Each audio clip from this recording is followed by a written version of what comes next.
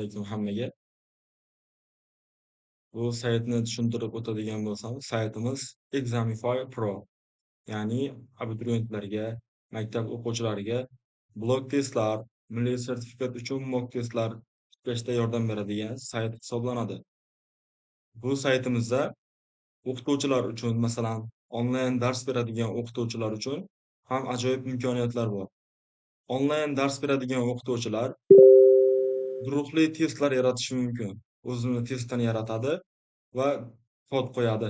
Shunda o'zini o'quvchilariga kod bilan test ishlash imkoniyatini beradi va natijasini onlayn kuzatishi mumkin. To'liq avtomatlashtirilgan sayt. Saytimizda taymer ham qo'yilgan. Test ishlash jarayonida blok testda masalan 3 soat beriladigan bo'lsa, taymer orqaga qarab ishlaydi. Boshqa testlar, milliy sertifikat mock testlar yoki guruhli testlarda ham taymer xuddi shunday ishlaydi. Saytimiz qorong'u va kunduzgi rejimlarda ishlaydi. Landing page sahifasini ko'rsatib o'tadigan bo'lsam, professional boshqaruv,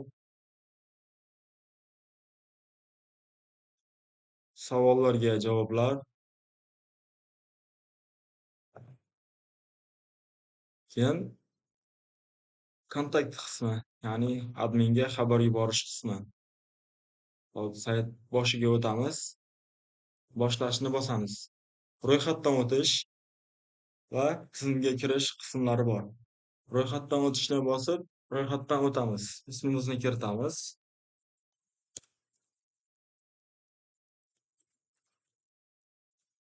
Email kiritamiz.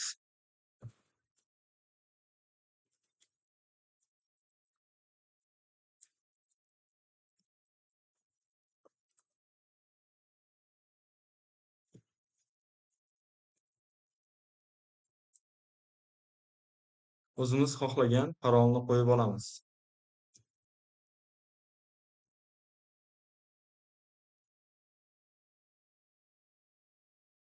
Parol qo'yildi. O'qituvchi bo'lib ro'yxatdan o'tish bor. O'quvchi bo'lib ro'yxatdan o'tish bor. Siz kimsiz deyin masalan. O'qituvchi bo'lib ro'yxatdan o'tib, imkoniyatlarini ko'rib chiqamiz. Ro'yxatdan o'tamiz. Ro'yxatdan o'tildi. Akkauntga yangi kirdik. O'qituvchi kabineti. Xo'p, bu yerda blok test yaratish bor, guruh testi yaratish bor. Milliy sertifikat mock testlarni admin yaratadi. Test yaratish qismiga kiramiz. Masalan, yangi test yaratish. Bu guruhli test nomiga buni boshidan ko'rsatay mayli. Blok test yaratish. Masalan, nomi blok test 1. Majburiy fanlar tayyor 10 tadan savollari bor. Matematika, ona tili, adabiyot. Asosiy birinchi fanni tanlaymiz.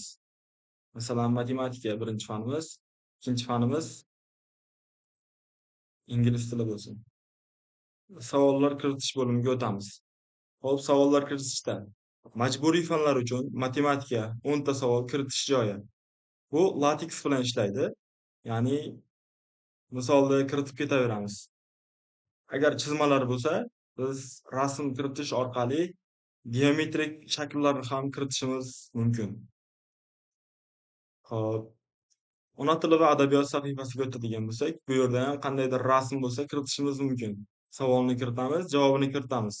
Bu yerda ham 10 ta limit majburiy fanlar uchun. O'zbekiston tarixi ham xuddi shunday. Bunga ham 10 ta. To'g'ri variantni kiritish, masalan, savol.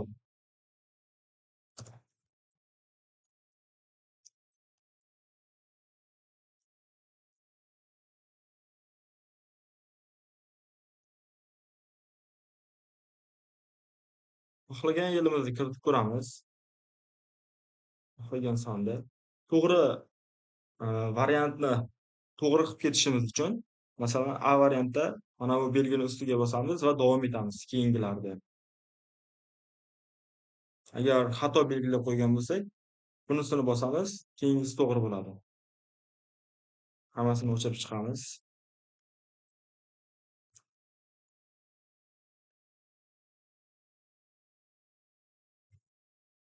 Keyingisi matematika. Bu ham 30 ta savol kiritish uchun maydonimiz bor. To'liq 30 ta savol kiritish uchun.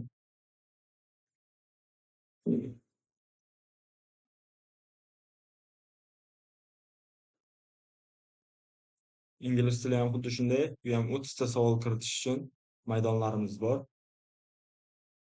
Test yaratish qismini ko'rib o'tdik. Endi oddiy guruhli test, masalan, darsi tog' kunlari, juft kunlari bo'ladigan onlayn o'qituvchilari bo'lishi mumkin. Tog' kunlar va vaqtini kiritishi mumkin. Fanni tanlaydi bu yerdan ham. Kimyo fani bo'lishi mumkin. Kimyoda ham bilamiz, misollar bor. Bu yerda ham formula yozish yoki rasm qo'yib ketish mumkin. Savol qo'shib, oxirida savolni saqlash mumkin. Boshqaruv qismiga o'tadigan bo'lsak, testlar, o'zi yaratgan testlari bor. Keyin profil qismimiz bor. Profil email manzili bor. Telefon raqam hali kiritilmagan. Bu yoqqa qo'yish mumkin. Keyin parolni o'zgartirishimiz mumkin. Profilni tahrirlash qismiga o'tamiz. To'liq ism yozilgan Asliddin Norqobilov ro'yxatdan o'tishda yozib ketdik. Raqam kiritamiz. O'zimiz haqimizda qisqacha nimadir deb yozib qo'ysak bo'ladi.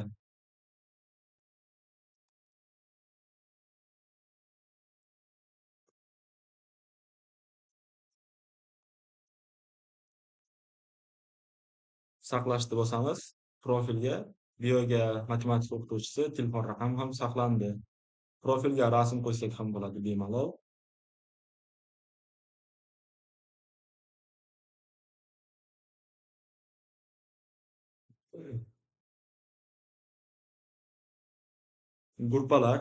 Gruppalar soni, blok testlar soni, o'zi jami tuzgan testlar soni status pro teacher deb qo'yibdi.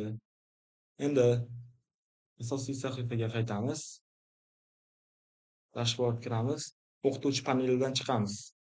Qaytadan ro'yxatdan o'tish paneliga kirib, o'quvchi bo'lib ro'yxatdan o'tamiz endi.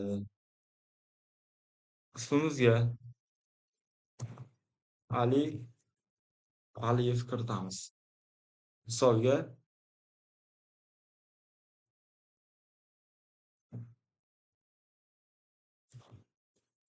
emailga xohlagan narsani kiritish mumkin. Endi o'zimizni emailimizni kiritganimiz yaxshi, bildirishnomalar kelib turishi uchun. Parolga buni kiritib ketsak, burasiga nuqta qo'yamiz. O'quvchi bo'lib kiramiz. O'quvchi bo'lib ro'yxatdan o'tganimizda bizda natijalar bor. Test ishlaganimizdagi natijalar chiqadigan. Hozircha test yo'q.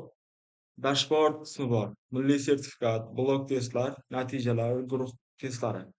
Blok testlarga kirganimizda fanlar majmuasi chiqadi. Fanlar majmuasini tanlaymiz. Matematika, fizika. Testni boshlash qismi bor. Testni boshlaganimizda bizda 1 dan 90 gacha majburiy hammasi savollari bor. Testni birma-bir ishlab ketaveramiz. Bizda mana taymer ketyapti orqaga. Xo'p, bu yerdan chiqamiz. Mabodo saytdan chiqib ketganimizda ham qaytadan kiradigan bo'lsak, testimiz o'sha joydan boshlanayotgan bo'ladi. Chunki email bilan sessiyalarni saqlab qoladi. Asosiyga o'tamiz. Milliy sertifikat testi bor. Unda ham o'zimizga kerakli bo'lgan fanlarni tanlaymiz. Testlar ochiladi bizga. 1 soat vaqt, masalan, vaqtni o'zimiz kiritib ketishimiz mumkin. O'qituvchilar kiritadi qancha bo'lsa. Fanlar majmuasi bor.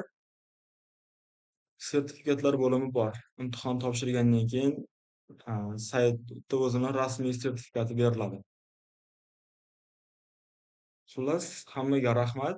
Sayt mana shunday tuzilgan. Ro'yxatdan o'tish, kirish qismida qandaydir muammo bo'ladigan bo'lsa, kontakt qismiga o'tib bog'lanishlaringiz mumkin.